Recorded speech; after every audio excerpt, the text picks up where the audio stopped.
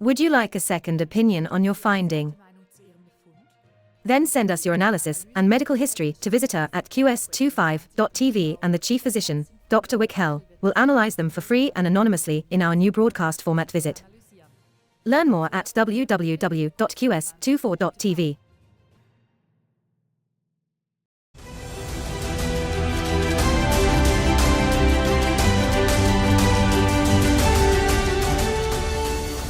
Welcome, dear viewers, in our format Natural Medicine. Today I would like to name you a word, that is toxoplasmosis.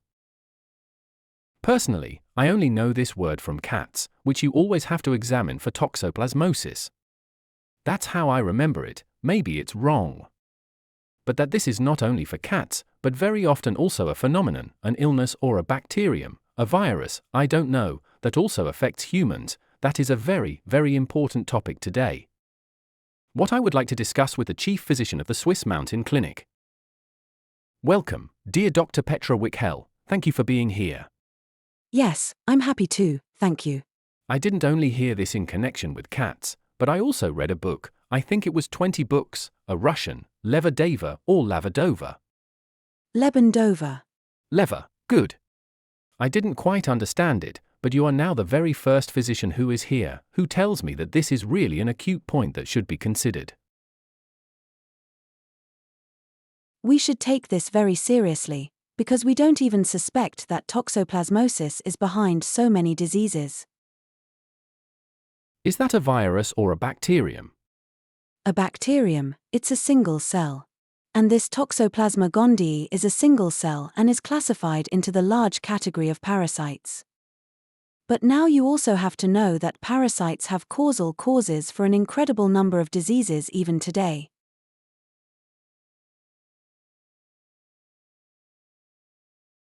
And we actually do not classify them as medically significant at all. And above all, we hardly prove them. Because if we prove them, we usually point them out by a blood value. These are so-called eosinophiles in a differential blood sample. And if they are normal, then the suspicion diagnosis is actually already gone. And we can prove parasites in a stool sample. We give a stool sample every 3 days. And if it is negative, then there is nothing. And it is also not classified as any form of disease. We only know the acute toxoplasmosis in the pregnant woman. We look to see if there could be any acute disease. If the pregnant woman has symptoms. Why do we only know it about cats?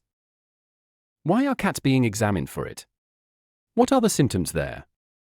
Well, the cat itself is actually the only one in which the bacterium can multiply.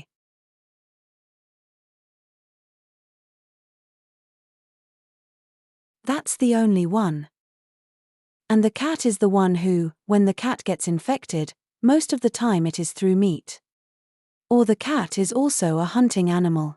It also has its own prey. It also comes home with the mice, with the birds and so on. The cat is first infected with these unicellular organisms. And these unicellular organisms are now multiplying in the cat. And the cat excretes them after 3 weeks. So then they have multiplied. They are then so-called oocytes. So they are encapsulated in themselves. And these eggs are now laid in their area after 3 weeks. From where it lives. They are very adaptable. So they can now swim somewhere on puddles. They can still be in the ground. They are adaptable for weeks, months, a long time. And now there are 400 different species. That means the cat can now pass these eggs on to the next host. And then they stay there. So now the next one is looking for it. I don't want to say he's looking for it.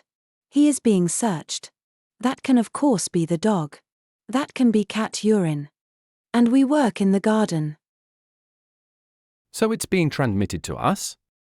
Yes, there is also toxoplasmosis in seals. So there are 400 different rodent species. Where now the corresponding species has contact. And there they will no longer multiply sexually.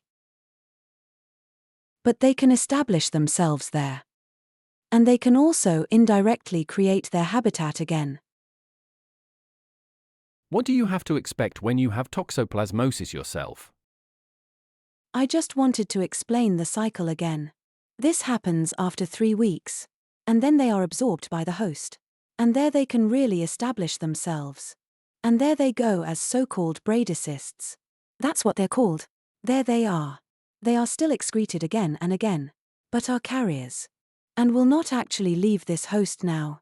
Because this host now offers them the habitat. And they stay there. In an overdimensional number, of course, they are trying to be attacked by the immune system.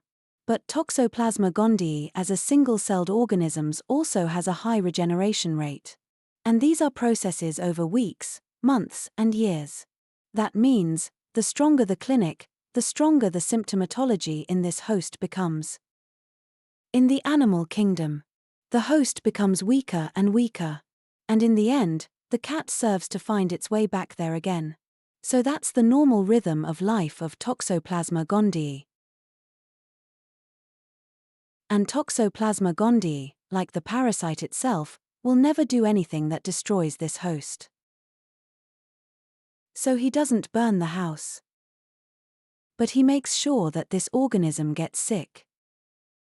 And when he's with us humans, then we have a multiple symptomatology. Like exhausted.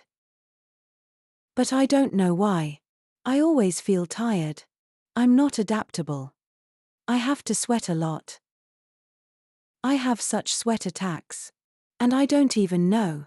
They always come in phases. I have unclear muscles and sometimes joint pain. They don't move. They are on a certain joint. Always ankle joint. But they get better again. And then they come up again. Or knee or hip. Depending. Sleep disorders.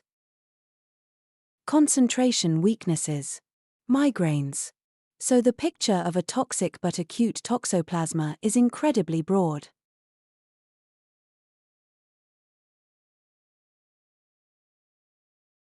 So we may consider it as rheumatology. And the rheumatologist now gives something anti-inflammatory against the pain. That has to get better. Then it might get a little better. And the other one sees this exhaustion. Where I have to look at the differential diagnosis. Maybe it's an active Epstein-Barr virus, which can make you tired. These are sometimes exclusion diagnoses. This can also have a completely different cause in the context of a migraine. There are many things that are not recognized as such in the context of a chronic bacterial disease. For years. And also for me it was not so much in focus for many years. So much the burden. That I read a wonderful book by Dr. Uwe auf der Straße. I thank him from the bottom of my heart for this manual. Toxoplasmosis manual. And that has to be on every doctor's desk. At least of a general practitioner. Because of 7 billion people, 4 billion have a chronically active toxoplasmosis. And that is of course a dimension. Where I believe that we are in this time. Where we have hardly enough gastric acid. People take gastric acid blockers, which stop the gastric acid. But there is no first stop for the parasites. That means we wave all parasites friendly through. We have a high burden on our intestines today. That means we regularly measure the mucous membrane immunity. That means if the intestinal immune defense is no longer in place. If there is a so-called leaky gut syndrome. We discussed that. The intestine is developed by chronic latent inflammation. Like small holes. Where simply uncontrolled intestinal content gets into the body. It's not just minerals, trace elements, amino acids, fats. It's also fungi, bacteria, parasites. which expect a huge immune response on a physical level. The immune system gets into an uninterrupted need to extinguish a fire.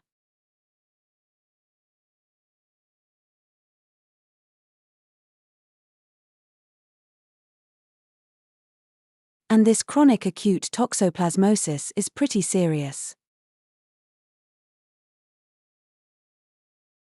Because people suffer.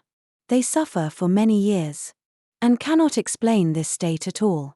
Is this simply cut off psychosomatically? Ultimately, it is also a large clientele. Of course, you don't see that anywhere in the blood. You don't see that in normal liver values either. You can't really see that. We work in the clinic on a so-called salvia device. So we can test loads using resonance measurements. With parasites, we have the focus very quickly. But I am the one who wants to know clinically a toxoplasmosis in its development and in its severity. And there is a lymphocyte transformation test, LTT toxoplasmosis, which then tells me how to classify this toxoplasmosis in terms of severity. Mr. von der Strasse has already successfully treated 150 patients chronically with severe cases. And there are also a lot of therapy procedures in this book. Many case descriptions, but also many recommendations for the doctor for therapy. There is also a laboratory test that may not be as strong in terms of the power of statement. Also this special lymphocyte transformation test, which does not even show the trauma that the patient has physically. You always have to keep an eye on the patient. Does this laboratory diagnosis support the diagnosis? Or is it a clinical examination that you have to do again at a later time? But the fact is, one, you have to go against this bacterium somewhere. Otherwise, there is always a break-in into health. It's a big topic. And I would never have thought, since I've been looking for it, that I find so much. I didn't expect it to be such a serious topic 2 or 3 years ago.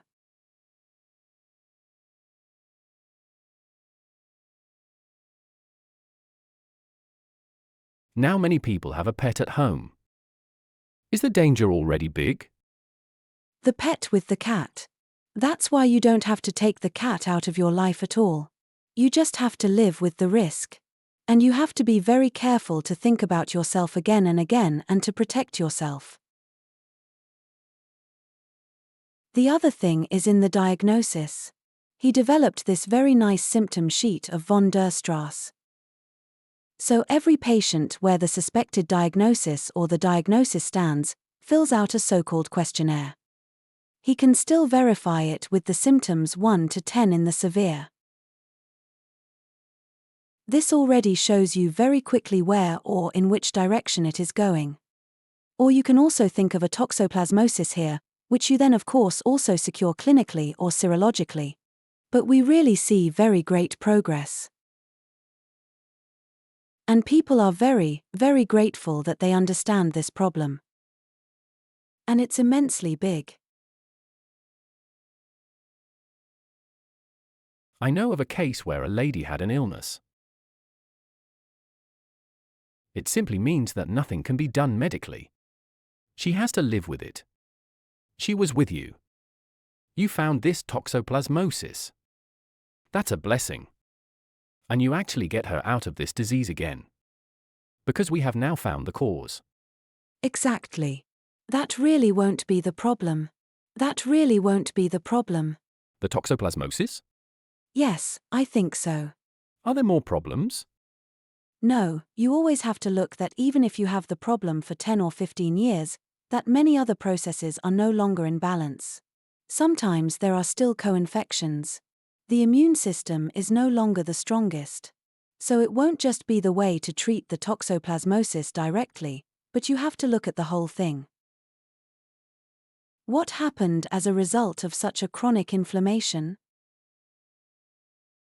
These are incredible energies that are lost every day. The immune system is in a permanent attack. It has to be called when it's necessary. But it's not the task to get a pathogen under control for 24 hours, weeks, months, years. Because, of course, these bradycytes, that's what they call themselves when they have established to the host, they have already gone back to another form because the others were then recognized by the immune system and experienced an attack.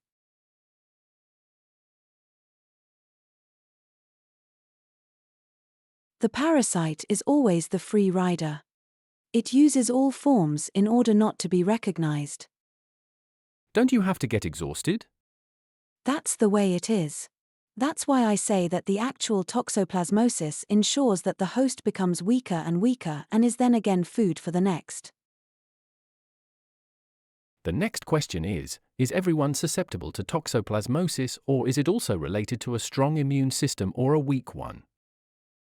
I think so. Parasites and viruses and fungi and bacteria are much older than humans in this world.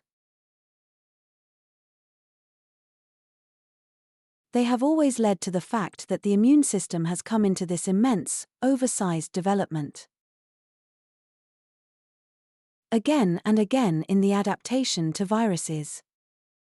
Viruses act intracellular, bacteria extracellular. That means it has had a huge training effect over millions of years that we are so broadly immune today. But everyone is different. And it has already been discussed here in many programs how strong the stress pressure is for us humans on a psychological level, on a physical level, on a toxic level.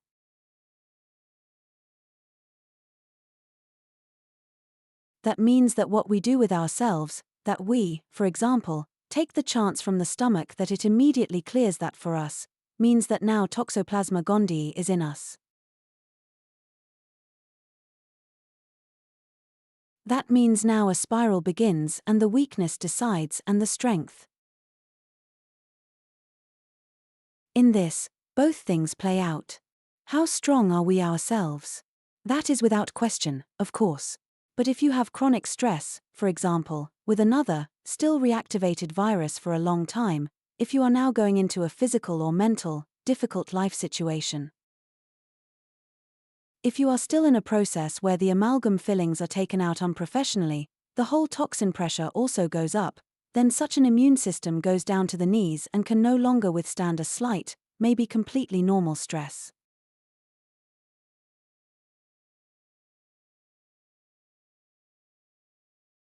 If we now, for example, with the cat's toxoplasmosis, is this treated with antibiotics?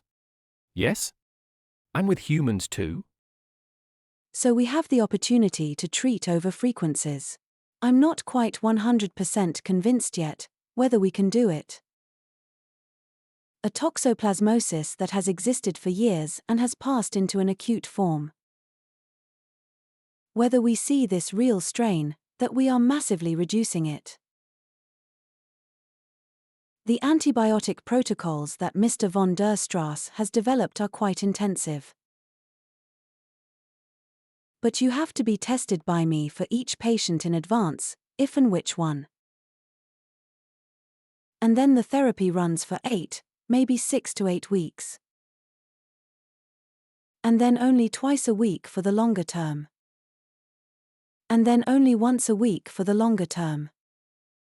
Because it's just a big, long, wide chronicity in a single case. So you can't really give up until such an organism is actually really heavily relieved.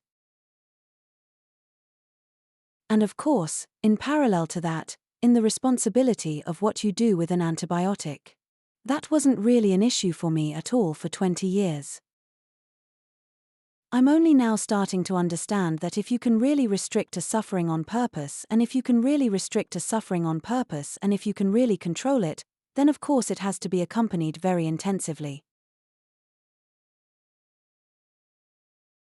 Because antibiotics always attack life.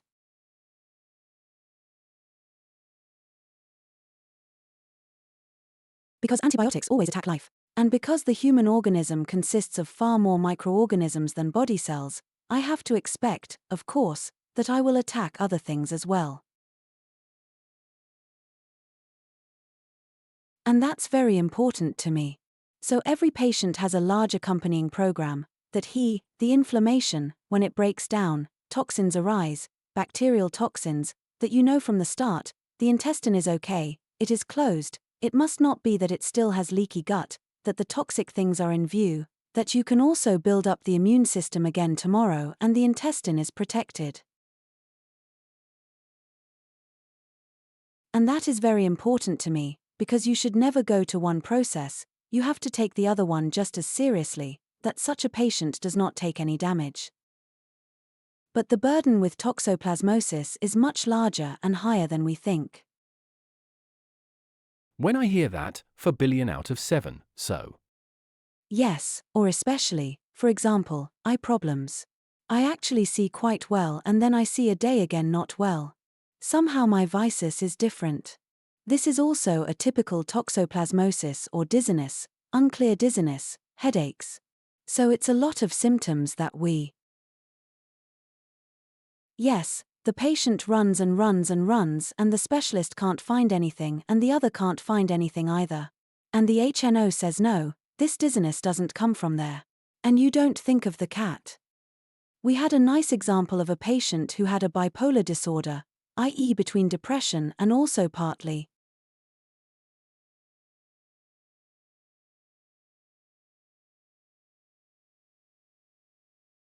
Depressed to death. Yes. But I just want to say that there was a parasitic process behind it. And that was like a new birth for her. No, you never find that out. She has now been in psychiatry for over 1.5 years. And afterwards it was like a rebirth to say, I'm the one again, I was the one once. And just by the way, she only told in the opening speech that she had been living with a cat for 17 years or has been living. And that is of course also the thing, you have to include that in an anamnesis. I think it is very important that you understand and know such things and that we are all at the table at the moment, what it does. What worries me is that this Swiss mountain clinic only exists once in Switzerland. And how many doctors? I know some doctors, but I have never heard that this danger formation of toxoplasmosis is so great and that you should also go this way. That means we out there, we viewers have to trust that my doctor will examine me, right? But that is not the case yet. You are one of the few who are already advancing as a pioneer. My path has brought me so far because I keep trying to find my answers. And that of course leads and that develops when you stand helplessly in front of all the things that I actually know.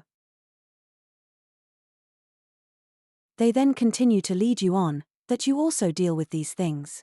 But I would like to thank you very much that you give this opportunity, that many people are now experiencing it, which of course indirectly, I think, enables a requirement that doctors also deal with it.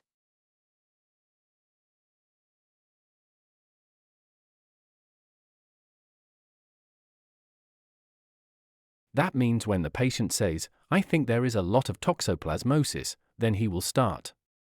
You can test that, right? Yes, so when I was personally confronted with something and the patient told me, Ms. Doctor, I had this and that eczema years ago, but then I went there, then I thought, my God, how, that's madness, I have to get in touch with that. I don't even know that. What did he do? And when I try to clarify topics as a doctor for people, then I think I am also required to follow this thing. And a very valuable test is, as I said, this lymphocyte transformation test. Actually, any doctor can do it. Of course, he only has to send it to a special laboratory. Then there is the proof.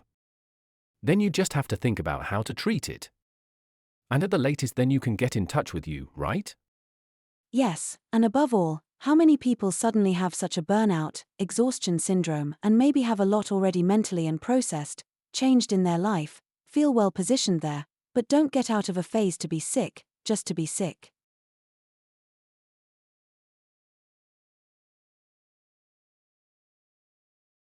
And there you have to, every patient always has to say, how do I live? Where was I? To follow a parasite story today is incredibly important, because it makes a multitude of symptoms. We have now experienced this reference to toxoplasmosis and borreliosis in the development of MIS. That means, all these questions are important. You have to clarify them for each individual, so that you give an illness more and more the chance that the body can process it. If you don't know that, then it won't help you much with a therapeutic, single medical treatment. And there is more and more order. So it's science now in 2020. Maybe in 5 years you'll know even more. Oh my God, you really should do lectures at the university and talk about exactly these topics, so that the young doctors who follow up simply know that biological medicine is much bigger, that humans are much more complicated than we are pharmacists again and again. A few years ago there was such a small project with the University of Basel, and a colleague advertised it there. And then we had students from the first year of study in a framework project on natural medicine for 2 or 3 years. And that was very nice. And I only had one task, I had to inspire them. And I was very, very shocked that they didn't know anything. Yes, what do you mean, what is biological medicine? If you maybe don't know anything else, or can do more, or something like that. So stacked down to a minimum. And the end of those 2 or 3 days was that they became very, very, very attentive. And by now I've already seen one or the other, they come to the form. But this colleague brought the project to life.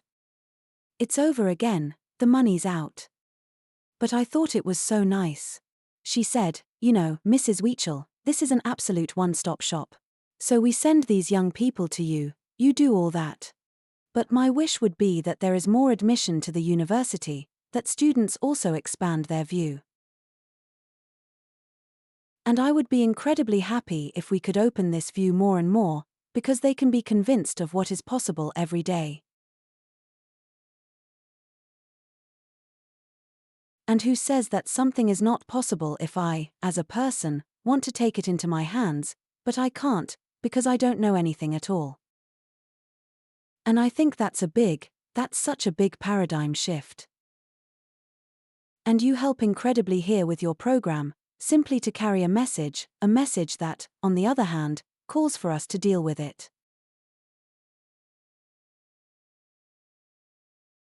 And the patient is getting more and more obedient and is more and more, I think, also ready. And the more sick he is anyway. Thank you, dear Petra, for everything you do. And also with this program on toxoplasmosis, you have clarified a bit that it affects a lot of people of us. Especially if we have a cat at home, the risk of transmission is great. And if you belong to one of these people who simply don't know what it is, please apply. You have every right to do so. Go to the doctor and ask for a toxoplasmosis. Let's do this test, then we'll know more. And the doctors can hopefully also report to Dr. Petra Wiechel for the further treatment form. Of course, that would be cool if we could get something done. In this sense, thank you again. You too, dear viewers, see you next time.